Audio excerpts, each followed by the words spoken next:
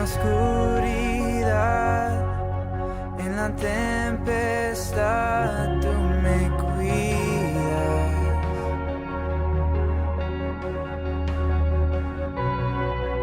En dificultad me levantaré en tu gracia.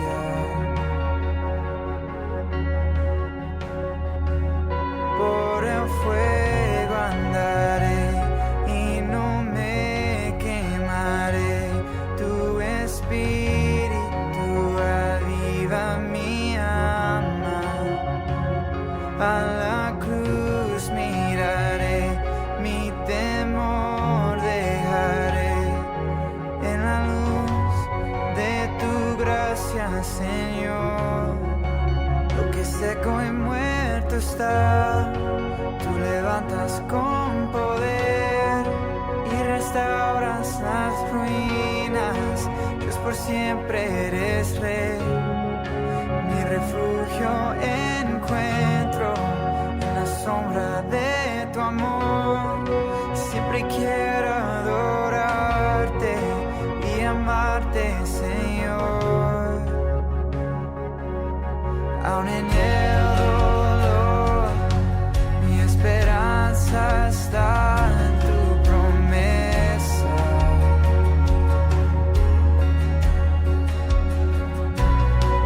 Cuando débil soy, tu poder me da nuevas fuerzas. Por el fuego andaré y no me quemaré. Tu espíritu aviva mi alma. A la cruz miraré, mi temor dejaré. En la luz de tu gracia, Señor. Lo que seco y muerto está, tú levantas con poder y restauras las ruinas. Pues por siempre eres Rey. Mi refugio encuentro en la sombra de tu amor. Siempre quiero adorarte y amarte, Señor.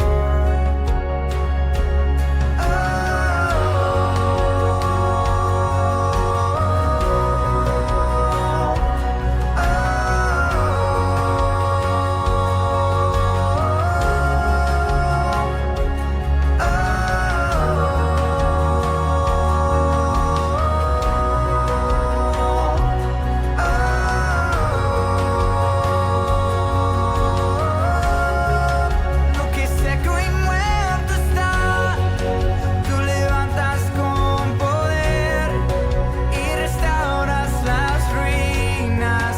Pues por siempre eres Rey.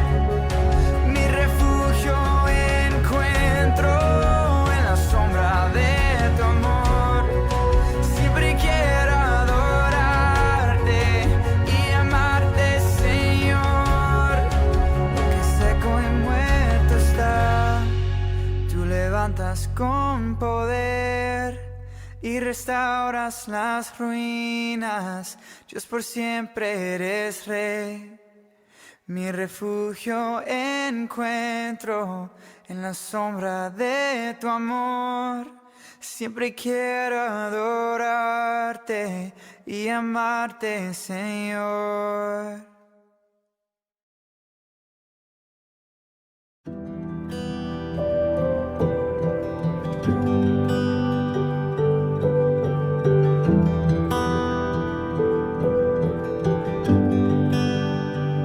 Mi alma estaba rota y herida, pero tu gracia la restauró. Manos vacías que tú llenaste, soy libre en ti, soy libre en ti. Sublime gracia del Señor.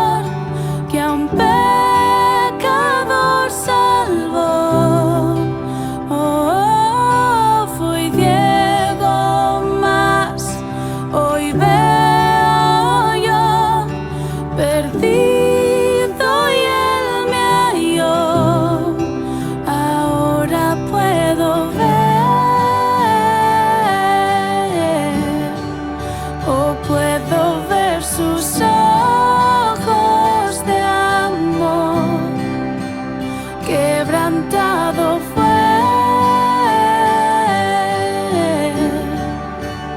para darnos su salvación.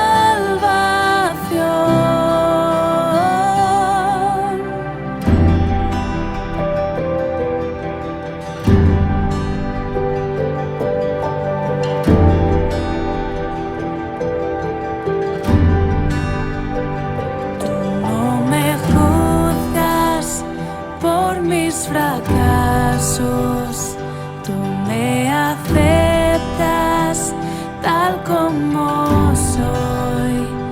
Toma mi vida como vasija para mostrar tu gloria en mí. Oh, sublime gracia del Señor, que a un pecador salvó.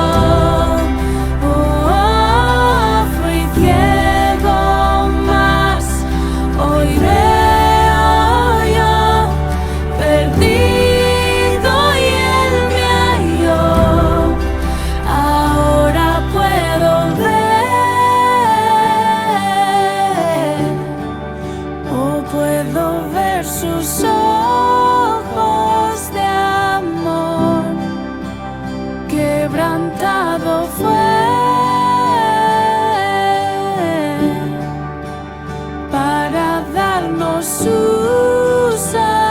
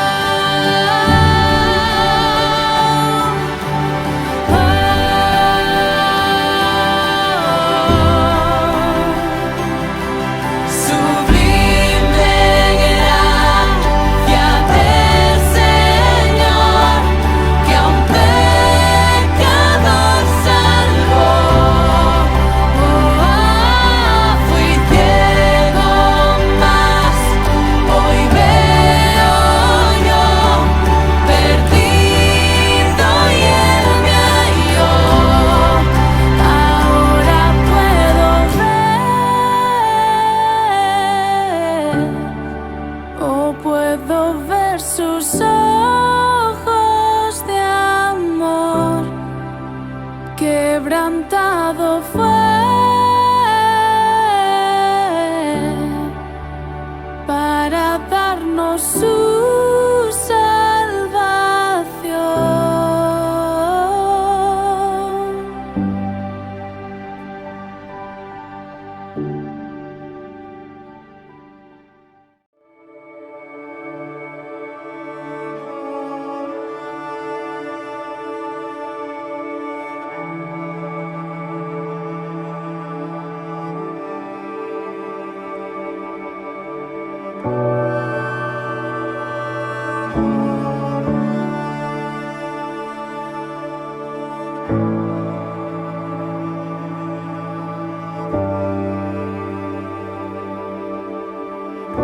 Tu voz me llama a las aguas donde mis pies pueden fallar, y ahí te encuentro en lo incierto. Caminaré sobre el mar y a tu nombre clamaré.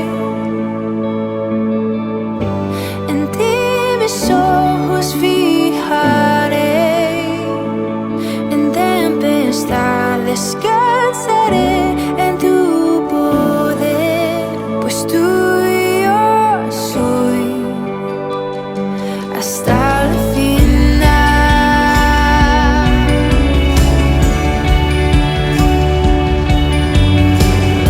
Tu gracia abunda en la tormenta, tu mano, Dios, me guiará. Cuando hay temor en mi camino, tú eres fiel y no cambiarás. Y a tu nombre clamaré, en ti mis ojos fijaré, en tempestad descansaré en tu poder, pues tuyo soy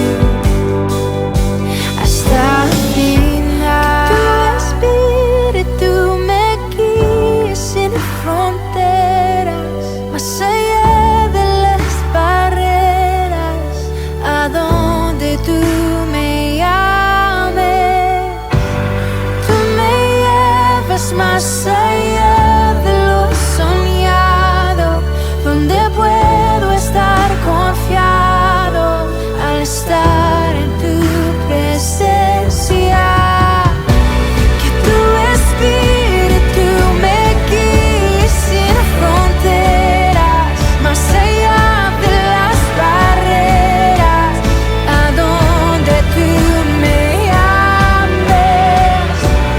Tú me llevas más allá de lo soñado, donde puedo estar confiado al estar en tu presencia.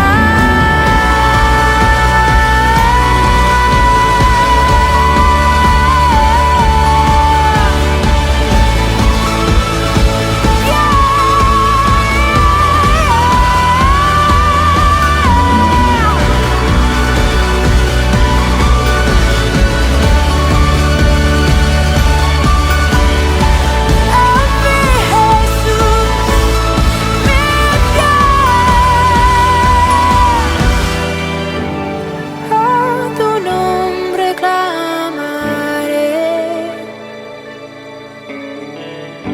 en ti mis ojos fijaré, descansaré en tu poder, tuyo soy hasta el final.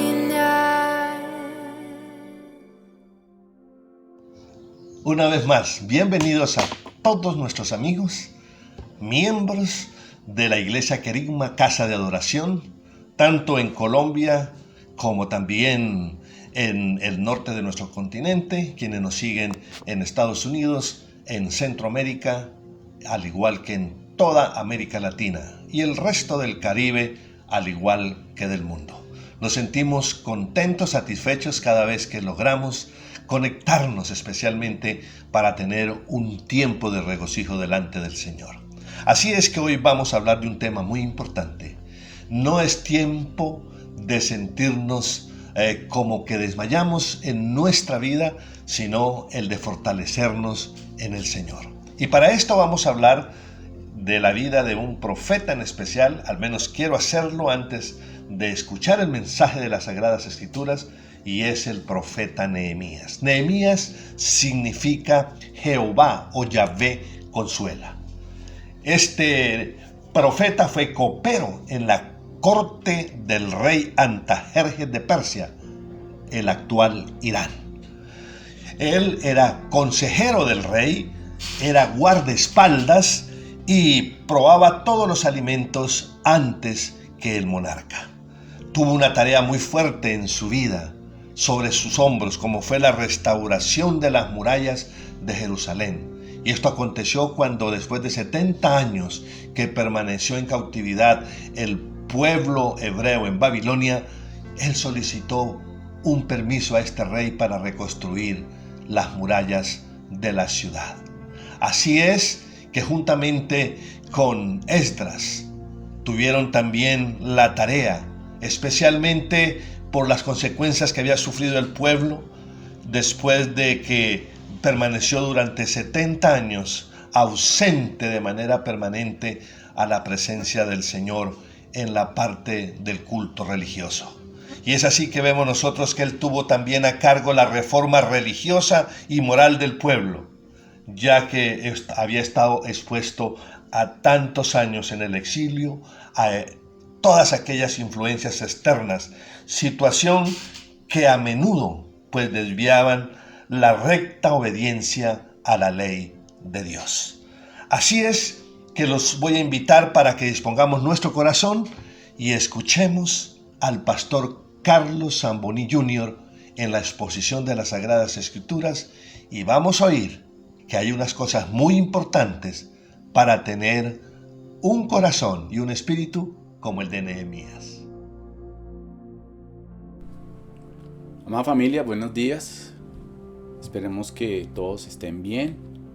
Hemos pasado un tiempo de cuarentena, ahora nos encontramos en endemia, como dicen por ahí las nuevas noticias que ha transmitido la ONU, así que debemos estar plenamente prevenidos cuando salgamos, cuando compartamos con visitantes en nuestro hogar, en nuestros trabajos, etcétera, etcétera. Sin embargo, yo les deseo un día muy bendecido, una semana muy bendecida a todos ustedes. El día de hoy quiero compartir la enseñanza de un personaje muy importante dentro de la palabra del Señor, que tiene un libro, y este personaje es Nehemías. Y he querido llamar a esta enseñanza acerca de no es tiempo para rendirse. Y uno de los líderes más importantes e influyentes acerca de, en cuanto al tema del liderazgo, viéndolo desde esa perspectiva del liderazgo, este personaje es uno de aquellos que, por su personalidad y su carácter y esa influencia que tuvo no solamente en su pueblo, sino también reconocido por el rey de Persia, porque él era un copero del rey de Persia en ese entonces, tuvo un gran reconocimiento, y eso merece una gran premiación si nosotros lo vemos como alguien que merece adquirir algo por su reconocimiento en el liderazgo. Si algún personaje merecía haber ganado un gran reconocimiento por su persistencia a la hora de terminar un trabajo difícil en un lugar peligroso, ese personaje es Nehemías. Algunos piensan que no pueden más. Algunas personas piensan, yo hasta aquí llego, no quiero seguir adelante. Tal vez usted en el fondo de su corazón cree o piensa que está a punto de rendirse. Pero si revisamos las escrituras, usted se va a dar cuenta de que no está solo. Y vamos a estar viendo, como le digo, varios personajes en mis próximas enseñanzas, de personajes bíblicos que sostuvieron luchas como las ha sostenido usted y la he sostenido yo. Hoy, con la orientación del Espíritu Santo, vamos a ver cómo la palabra de Dios nos da la fuerza para poder sobrevivir y también de prosperar cuando el camino se hace tedioso, cuando el camino que nuestra vida lleva a veces se hace áspero y a veces tan empinado que nos sentimos cansados. Y quiero tocar, como les dije, el tema del liderazgo de Nehemías. Nehemías significa este nombre, como siempre les he dicho, los nombres tienen un gran significado en hebreo y es importante traerlo para conocimiento de cada uno de nosotros. Nehemías significa Dios ha consolado, o para que lo entendamos mejor, reconfortado por el Señor. Nehemías es un personaje judío que aproximadamente en el 433 antes de la era común o antes de Cristo estaban en Babilonia, estaban bajo ese imperio persa, bajo el reinado de Antajerjes, como algunos lo conocen, u otros lo conocen como el rey Jerjes. Darío era el padre de ese rey Jerjes, en el cual estuvo bajo su reinado como copero de Jerjes, Nehemías. Y tanto Darío como Jerjes honraban a Dios con piedad y con devoción. Cuidó de su culto con el mismo cuidado que su padre Darío, y estoy hablando de Jerjes, tuvo gran estima al pueblo judío, aún estando bajo su propio imperio. Como les dije, si algún personaje merecía haber ganado un gran reconocimiento, ese era Nehemías. Nehemías renunció a su trabajo, a un trabajo cómodo que tenía como copero dentro de un palacio, copero del rey Jerjes de Persia. Reconstruyó las murallas de Jerusalén y reparó las puertas de la ciudad para que ésta volviera a renacer. Nehemías sobresale como uno de esos grandes líderes de la Biblia, y en él vamos a encontrar muchos principios de liderazgo que guiaron a muchas personas y que también nos pueden guiar a nosotros. Y hoy quiero centrarme en uno de esas características, de esos principios que nosotros podemos encontrar en todos esos líderes. Y como les digo, en este principalmente que traigo hoy, que es Nehemías. Y ese principio es el equilibrio. Muchas personas que son llamadas líderes son maravillosos animadores, excelentes conferencistas, excelentes líderes públicos, pero también son un fracaso en las relaciones personales. Nadie puede ser tan excelente en todo. Necesitamos siempre algo, aunque nos creamos grandes líderes, aunque estos personajes en la actualidad o en el pasado se hayan creído grandes líderes, algo les hace falta. Son maravillosos en todo, como les digo, porque llaman la atención, pero nadie puede ser tan excelente en todo. La mayoría podemos esforzarnos por equilibrar las cosas para que la obra que estamos haciendo en nuestro Dios se pueda cumplir. Nehemías tenía un estupendo equilibrio, usando 6 pares de ingredientes que le generaron éxito. Y estos 6 pares los vamos a ver en esta enseñanza y en la próxima cuando me corresponda. Y hoy vamos a ver 3 pares de estas. Y la primera es el equilibrio. Pero antes de comenzar quiero que vayamos a Job para darle inicio a esta enseñanza, que está basada solamente en el libro de Nehemías y como personaje, como ya les había dicho, en su principio de liderazgo, en uno de esos principios de liderazgo. Job 11:13 dice lo siguiente: si diriges bien tu corazón y extiendes a él tu mano. Si diriges bien tu corazón y extiendes a él tu mano. Ahora, vamos a el primer punto de par de ese equilibrio. Cuando hablo de equilibrio, debe haber algo en la balanza, para un peso equilibrado, para que esa balanza se mantenga estable, ¿ok? Y en este par, el primer equilibrio entre lo antiguo y lo nuevo, entre lo antiguo y lo nuevo. Nehemías, como gobernador, sabía cómo equilibrar entre lo antiguo y lo nuevo. Y ese equilibrio, esa habilidad, se necesita muchísimo en nuestra actualidad. Muchos líderes de influencia en la nueva generación están convencidos que nada sucedió realmente hasta que ellos aparecieron, y que tan pronto se eliminen lo anticuados, la iglesia estaría mejor. Y eso es lo que estamos viendo en nuestro cristianismo moderno. ¿Recuerdan Hechos 17:21? Como los atenienses en ese tiempo del pasado, siempre queriendo escuchar cosas nuevas. Pero si leyeran la Biblia con atención, no encontrarían absolutamente nada nuevo. Las cosas simplemente parecen nuevas porque tenemos mala memoria o sencillamente no le prestamos atención a la historia. Quiero que vayamos a Eclesiastés 1, 9 al 10. ¿Qué sucedió antes? Lo mismo que sucederá después. ¿Qué se hizo antes? Lo mismo que se hará después. No hay nada nuevo bajo el sol.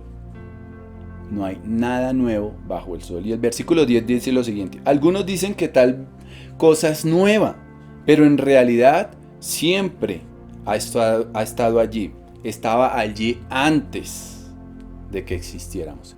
Hay un filósofo que se llama George Santayana.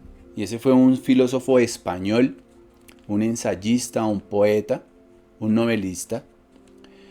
Y en uno de sus libros llamado Vida de la Razón, La Vida de la Razón, que publicó en el año 1905, escribió lo siguiente: aquellos que no recuerdan el pasado están condenados a repetirlo. La gente olvida no solo el mensaje de las buenas nuevas del reino, sino toda la palabra de Dios que nos fue entregada en el pasado.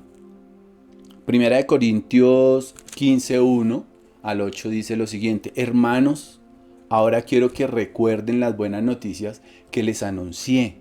Que recuerden las buenas noticias que les anuncié. Han aceptado este mensaje y están firmes en él. El versículo 2 dice: es el mensaje que los salva si siguen creyendo en lo que les anuncié. Si no, habrán creído en vano. Les he comunicado el mensaje que recibí, del cual les he dicho lo más importante, que Cristo murió por nuestros pecados, tal como dicen las Escrituras, que fue enterrado y al tercer día resucitó, como dicen las Escrituras, y que se apareció a Pedro y luego a los 12, y después se apareció a más de 500 hermanos al mismo tiempo. Muchos de ellos todavía están vivos, otros ya han muerto. Luego, Cristo se apareció a Santiago y de nuevo a los apóstoles. Por último, se me apareció a mí. Conmigo fue diferente, como un bebé nacido a destiempo. Y hoy en día los creyentes debemos tomar esa verdad y comunicársela a otras personas. Segunda de Timoteo 2:2 dice: has escuchado mis enseñanzas confirmadas por muchos. Ahora enséñaselas a creyentes dignos de confianza, quienes a su vez puedan enseñársela a otros. Alguien dijo lo siguiente: los del pasado se han robado todas esas ideas nuevas y las mejores ideas. Y esa persona que dijo o escribió o recogieron ese pensamiento o esa frase, yo creo que tal vez habrá leído el libro de Eclesiastés. Cuando lea el libro de Nehemías, recuerde que él no construyó los muros para glorificar el pasado, sino para garantizar el futuro. Nehemías amaba a su pueblo. Nehemías amaba a su gente. Nehemías tenía muy claro que su nación tenía o había sido escogida por Dios para cumplir grandes cosas en cuanto a la tarea de traer las escrituras y la salvación a su pueblo, a nuestro mundo. Porque la salvación viene de los judíos, dice la escritura. Juan 4:22 lo dice. La Tierra Santa y la ciudad de Jerusalén son el escenario que Dios escogió para esos eventos tan grandes y para esas decisiones que serían muy serias y que habían de ocurrir en el transcurrir de la historia de nuestro planeta Tierra. Dios dijo que los israelitas eran preciosos para Él. Dice, su especial tesoro, dice en Deuteronomio 7 y en Deuteronomio 14.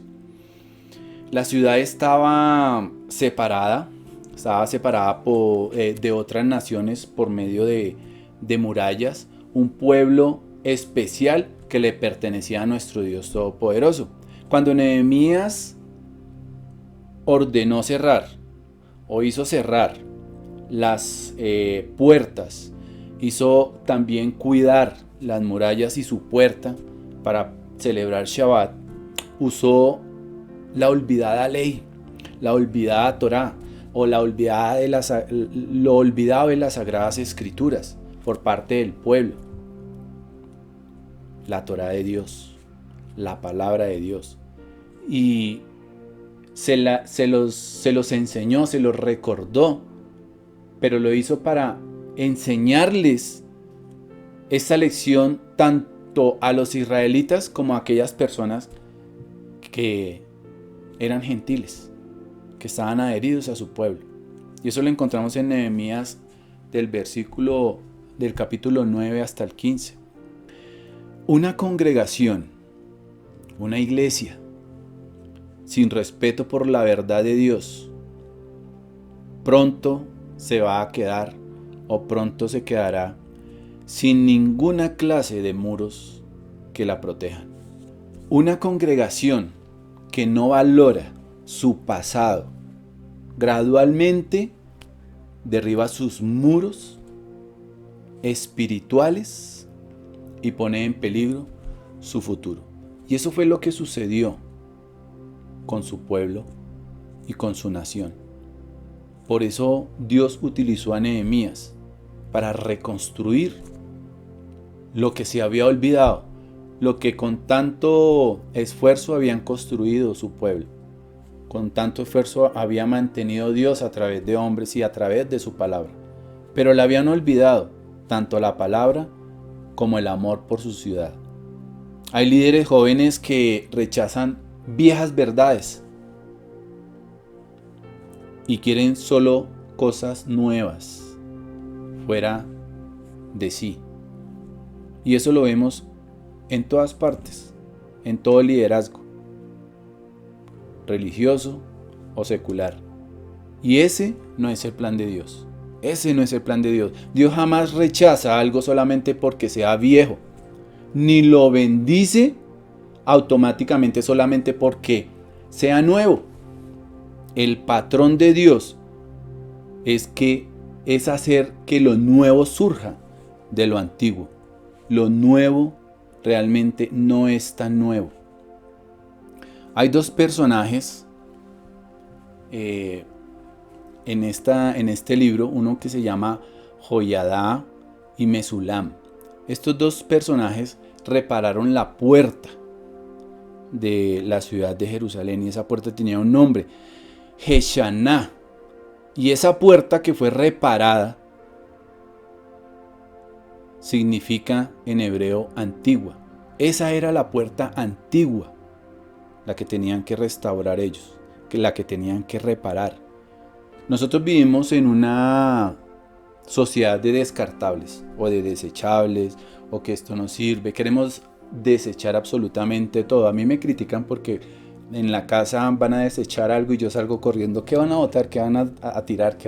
¿Eso sirve? ¿Eso no sirve? Y me molestan por eso y recuerdo esto en este momento. Queremos desechar absolutamente todo, hasta de personas, incluso de enseñanzas obsoletas, que eso ya no viene al caso, que queremos todo nuevo. En alguna ocasión asistí a un ministerio para aprender más de la palabra y alguno de ellos decía, es que la gente, el pueblo necesita algo nuevo, algo nuevo. Y ese era como su lema de este líder. Pero realmente yo veía que desechaban lo que ellos ya creían obsoleto, lo que ellos ya creían que eran demasiadas cosas viejas como para ser útiles en sus enseñanzas. Eso es lo que está sucediendo con el liderazgo moderno dentro de nuestro cristianismo. El segundo equilibrio es el equilibrio de la escritura y la oración. Nehemías también sabía cómo equilibrar la palabra y la oración.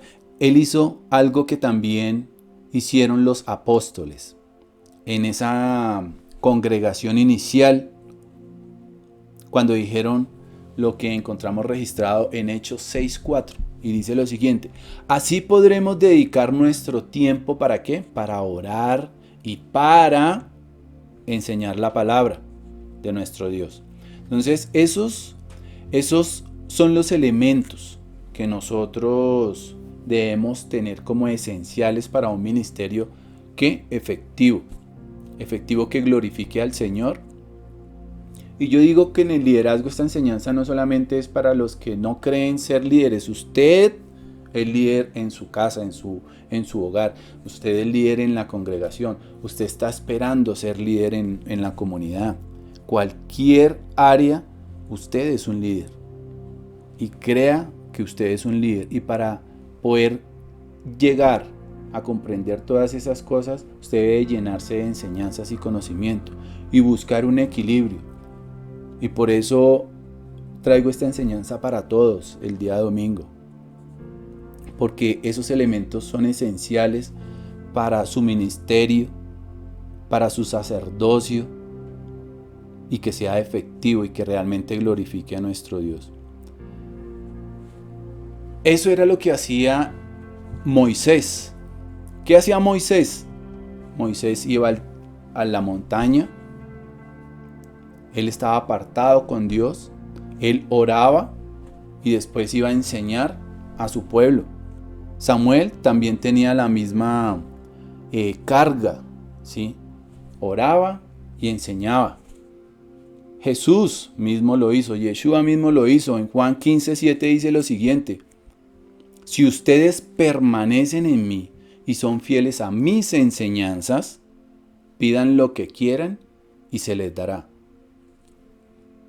Permanecer en su palabra, orar con Dios y pidan lo que quieran y se les dará. Pero como nosotros a veces leemos solo la mitad de los versículos, la que nos conviene, entonces a nosotros nos han enseñado solamente pide y se le dará, pide y se le dará. No, hay que leerlo todo también. Permanecer en mí y ser fieles a sus enseñanzas. Pablo también dependía de la palabra y de la oración, y eso lo encontramos en Tesalonicenses, lo encontramos en Efesios, lo encontramos en Colosenses también. Nehemías, ¿qué hizo? Nehemías invitó a Esdras, que era el edurito de la Torá, a llevar las sagradas escrituras a su pueblo, ¿sí? A Jerusalén, porque también estaban allí en Babilonia. ¿Y a qué lo invitó? A que fueran y hicieran una conferencia bíblica para su pueblo. Y eso lo encontramos en Nehemías 8. La palabra Torá en este libro de Nehemías, en hebreo, se menciona 21 veces. Y tiene gran importancia, porque es el objetivo y el propósito de Dios, de que fuera y se le recordara y se les enseñara a esas nuevas personas o a aquellas que quedaban olvidadas en Jerusalén acerca de sus enseñanzas, de sus mandamientos, de sus instrucciones.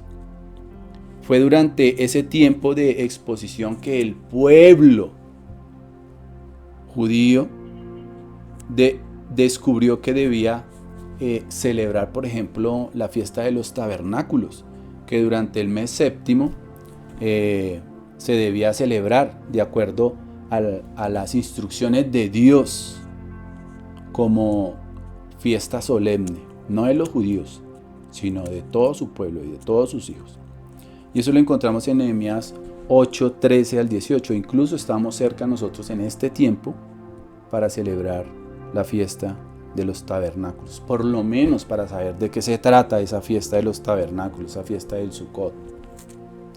Nehemías 9 es un repaso de la historia de Israel, y en el capítulo 10 registra la forma que la escritura, cómo trajo convicción a los corazones del pueblo, razón por la cual todos decidieron voluntariamente decir sí, Yo sigo las enseñanzas de mi Señor.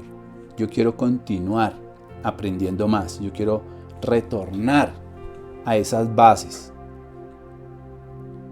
las cuales son establecidas para los hijos de Dios. Entonces, no son nuestras ideas nuevas e inteligentes la que debemos enseñar. Es la palabra de Dios la que debemos transmitir. Ir a la Escritura y transmitirla. No hay nada novedoso. Tal vez hayan estrategias para compartirla, y hay muchas. Pero es la palabra de Dios la que revive y limpia a su pueblo. Nada más. Nada más, absolutamente nada más. Nehemías obedeció que la palabra de Dios, ¿y qué hizo Dios? Dios lo bendijo. Y así de sencillo. Obedecer y hay bendición por parte de Dios. Mire lo que dice Salmos 1, versículo 1 al 3, y la voy a leer en la traducción para todos, palabra de Dios para todos.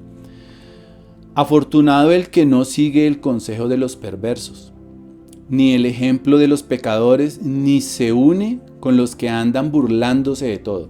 Al contrario, le gusta la enseñanza del Señor y la estudia ¿de qué? De día y de noche.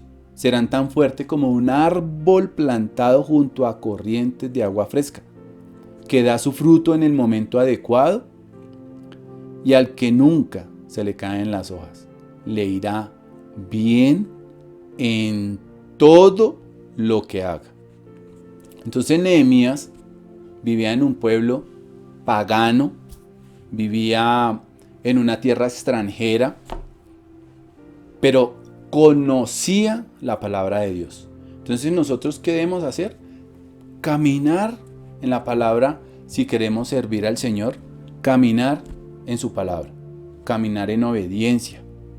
Y eso, como les dije, incluye nuestro hogar, porque esta enseñanza no es solamente para líderes, no, es para usted que es líder de su hogar. Todos tenemos un llamado al liderazgo, como les dije. Nehemías fue a servir a Jerusalén, la llevó en su corazón y probablemente llevó en sus manos también la palabra. Nehemías 1 del 8 al 9 dice lo siguiente: te ruego que tengas presente el mandamiento que le diste a tu siervo Moisés cuando dijiste: si no son fieles, los dispersaré y los mandaré a vivir entre naciones extranjeras. Y el versículo 9 dice: pero si regresan a mí y están dispuestos a obedecerme, entonces los reuniré de nuevo. No importa si se encuentran hasta en las tierras más lejanas, y los traeré al lugar que he elegido para que se me adore. Mis hermanos, la experiencia y la educación son esenciales para el liderazgo, pero un liderazgo competente. Y ese es el liderazgo que nosotros debemos desear, un liderazgo competente. Y eso está bien, excelente por eso. Pero es la palabra de Dios, es la palabra de Dios lo que el Espíritu del Señor usa para prepararnos para servirle tanto a Él como a su pueblo. Amén. Segunda de Timoteo 3:14 al 17 dice lo siguiente: sigue practicando las enseñanzas que has aprendido. Sabes que son ciertas porque conoces a quienes te las enseñaron. Desde niño conoces las Escrituras o las Sagradas Escrituras. ¿Cuáles eran las Sagradas Escrituras en ese entonces? Las que siempre han sido hasta para nosotros también hoy en día. ¿Cuáles eran esas Sagradas Escrituras? Y nosotros no acudimos a las Sagradas Escrituras solo para contar cuentos a veces, para resaltar una enseñanza. Desde niño conoces las Sagradas Escrituras que te pueden hacer sabio. Esa sabiduría te lleva a la salvación ¿a través de qué? A través de la fe en Jesucristo. Toda la Escritura es un mensaje enviado por Dios y es útil para enseñar, para reprender, para corregir y para mostrar a la gente cómo vivir de la manera que Dios manda. Con las Escrituras, un siervo de Dios estará listo y completamente capacitado para toda buena obra. Entonces, ¿qué hace la palabra en nosotros? La palabra en nosotros nos ilumina, nos anima y nos equipa ¿para qué? Para hacer la obra de nuestro Dios. Entonces debe haber un equilibrio si queremos que haya bendición. Un equilibrio si queremos que haya bendición. Si solo tenemos la Biblia y no hay oración, pues eso es como tener luz pero no fuego. Si solo tenemos oración pero no tenemos la palabra de Dios, no tenemos la Torá, entonces pues simplemente hay fuego sin luz. ¿Ok? Habrá mucha actividad pero sin conocimiento. Mucha actividad pero sin conocimiento. La palabra de Dios nos ayuda a orar. Y nuestras oraciones simplemente nos ayudan a comprender mejor la palabra. Nehemías pudo dirigirse al rey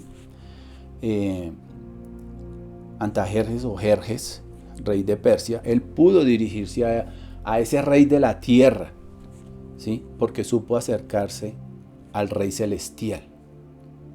Y supo hacerlo. Por eso Dios lo eligió. Nehemías, en este libro, encontramos 12 oraciones. Y hay 2 oraciones más largas que las otras. Pero esas 2 oraciones, que son largas, pero tampoco son tediosas, esas 2 oraciones ayudan a que esas 10 oraciones cortas, y digo cortas porque las vemos allí como cortas, como si nosotros enviáramos un email, ¿sí? Rapidito y cortico, pero muy contundente, muy conciso. Esas largas oraciones en privado que Nehemías hacía, le proveían ese poder para esas oraciones más cortas mientras él dirigía la obra que estaba haciendo. Ahora, tercer punto, el equilibrio entre visión y conocimiento. Y Nehemías también tenía un equilibrio, la visión y el conocimiento. Dios le dio visión ¿para qué? De reconstruir los muros. Pero Nehemías no llegó hasta ahí. Él tenía que ir de noche a inspeccionar los muros. Ustedes van a encontrar en la lectura de Nehemías que él iba secretamente durante las noches a conocer las ruinas.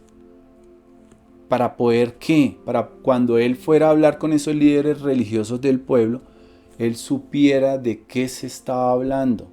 Él pudiera tener ese conocimiento preciso de qué era lo que tenía que hacer, por qué sucedieron las cosas, de dónde venían la destrucción, etcétera, etcétera.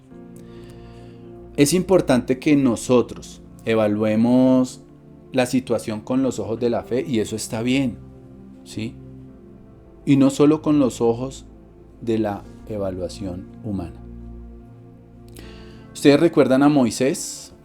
Antes de llegar a la tierra prometida, cuando él envió a esos 12 espías, que esos 12 espías, 10 de ellos no tuvieron fe para absolutamente nada, solamente 2, fue Josué y Caleb, y esos que vieron en los cananeos, Josué y Caleb vieron que no, esos eran las langostas, esos cananeos eran las langostas, y nosotros los israelitas somos los gigantes, porque los otros 10 espías vieron absolutamente todo negativo.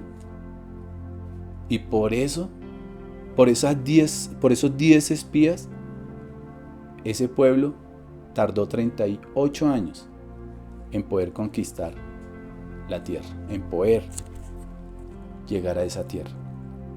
Los 12 apóstoles no tenían dinero para alimentar una población de 5,000 que habían congregado, pero tampoco vieron o no lograron ver en ese almuercito de un niño pequeño que con ese almuercito podían alimentar a todo el mundo. No lo vieron. Y Yeshua solucionó el problema confiando en el Padre. Entonces, ¿qué sucede con esto? Que la incredulidad, como le sucedió a estos personajes, ve los obstáculos, pero la fe ve las oportunidades.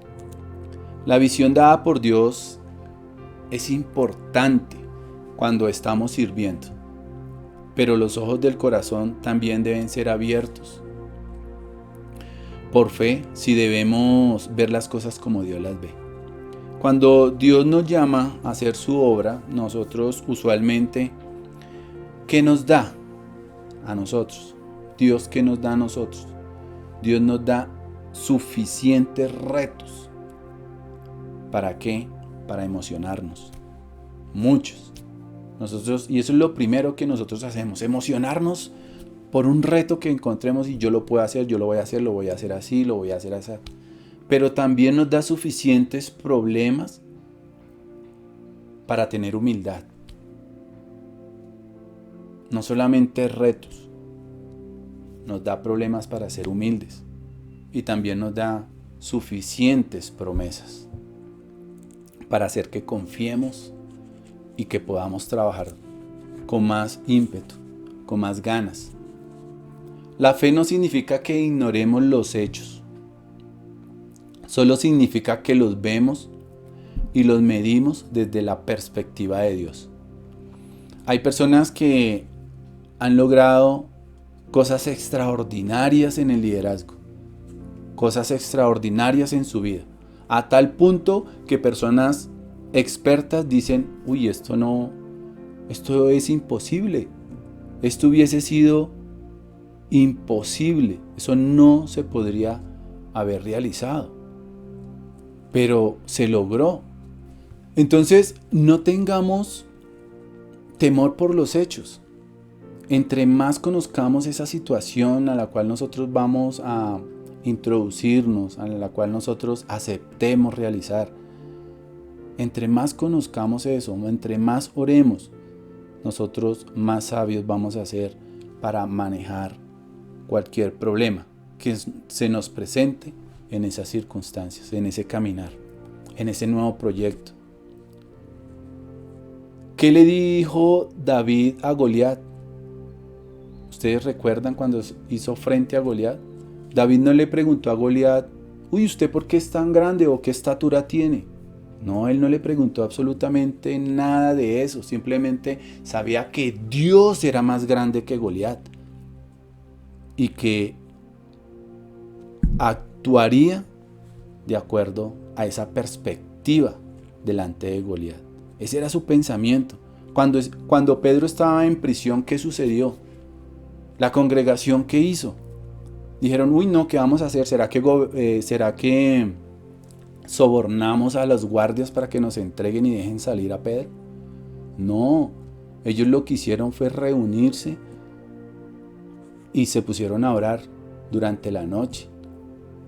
Y Dios lo liberó más tarde. Dios lo liberó. ¿Ok? Entonces, los hechos son los hechos y la fe es la fe. Y esos dos se reúnen en el corazón de las personas que conocemos la palabra de Dios. Y también sabemos cómo orar. Como les dije anteriormente, si conocemos la palabra, sabemos cómo orar. Y si sabemos cómo orar, pues sabemos qué va a decir la palabra a nosotros en nuestro corazón. Estimado hermano, mi estimado amigo, para terminar, bienaventurados los equilibrados. Y los espero en la próxima enseñanza, el próximo domingo, y también la segunda parte de estas características, estos principios que el líder Nehemías tenía y que está registrado en su propio libro. Dios los bendiga, Dios los guarde y hasta la próxima. Shalom para toda su familia.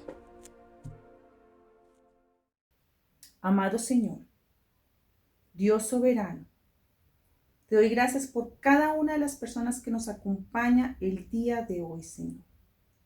Concede un tiempo lleno de ricas bendiciones.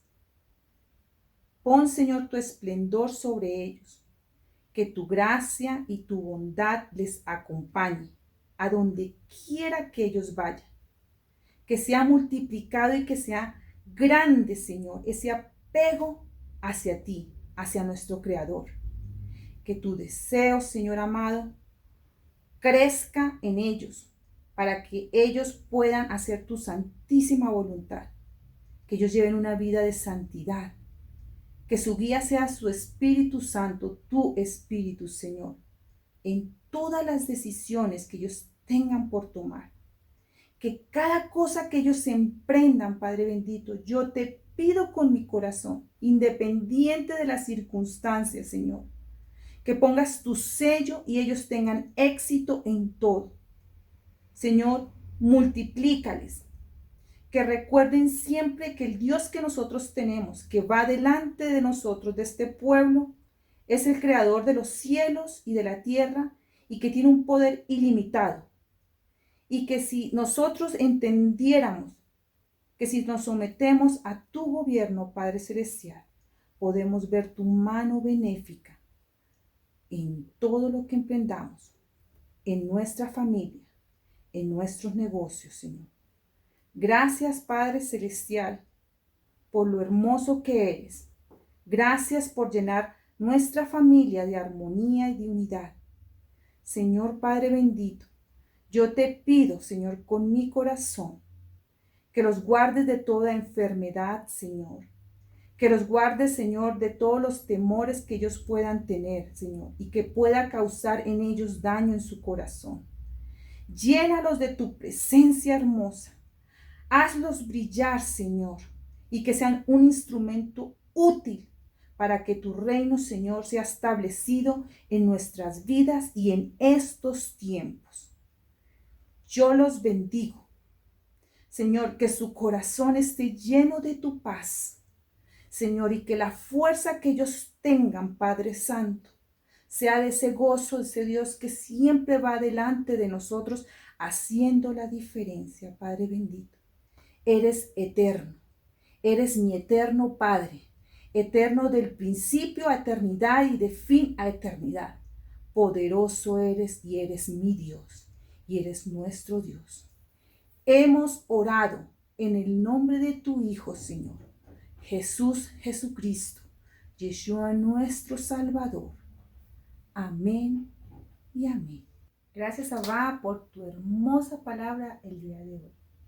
Que pese a las circunstancias, ella tiene la intención de enseñarnos, de conmocionar nuestro espíritu, de hacernos despertar, de rearguir nuestro corazón y ayudarnos a estar dispuestos a no solamente doblar rodillas, sino a levantar nuestras manos al único Dios poderoso, al único que nos ha mostrado desde el principio de los tiempos quién es quién en el universo.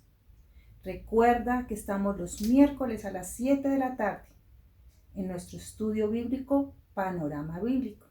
Los sábados a las 4:30 de la tarde en Porción Bíblica. Los martes, que hace una semana comenzamos nuestro tiempo de adoración y de intercesión. Los motivamos a todos ustedes a que hagan parte de todos estos momentos especiales para adorar al único, al eterno nuestro Padre Celestial, eterno desde el principio a eternidad, desde fin a eternidad, el único que sostiene a sus hijos, el que amamanta a su pueblo. Él es mi Señor y espero que también sea el tuyo. Que Dios les bendiga, que Dios les guarde y que sus corazones estén completos de su paz, de esa paz que es en Cristo nuestro Yeshua. Dios les bendiga. Shalom.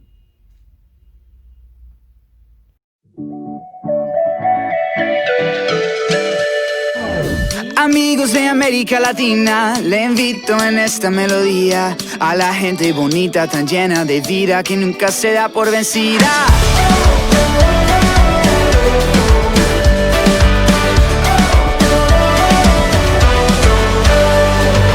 Si hay tristezas que tú no comprendes, gobiernos que olvidan a la gente, yo tengo una fuente que tiene sabor a alegría eternamente. Parce, si te sientes perdido, que la vida no tiene sentido, te invito, mi amigo, que eches tus cargas a los pies de Cristo. Mi casa es tu casa, todo lo que tengo es tuyo.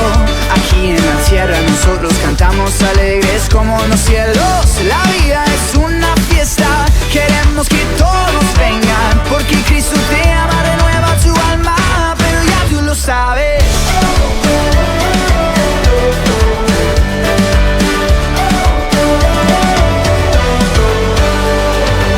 En el cielo no hay hospital, no hay motivo para llorar, no hay mentiras heridas, estoy convencido que vamos para arriba.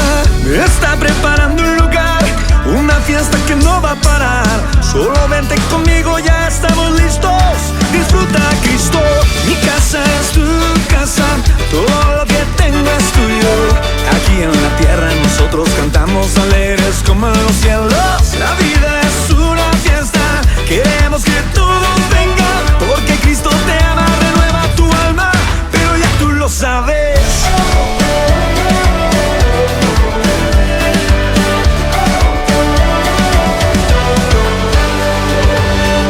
Siéntate a mi mesa hoy, sé el invitado de honor.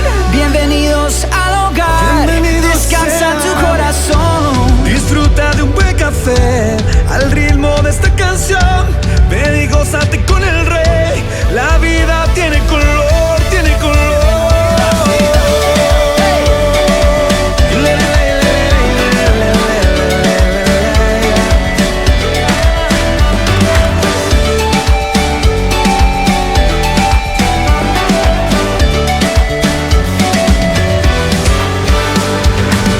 Mi casa es tu casa, todo lo que tengo es tuyo.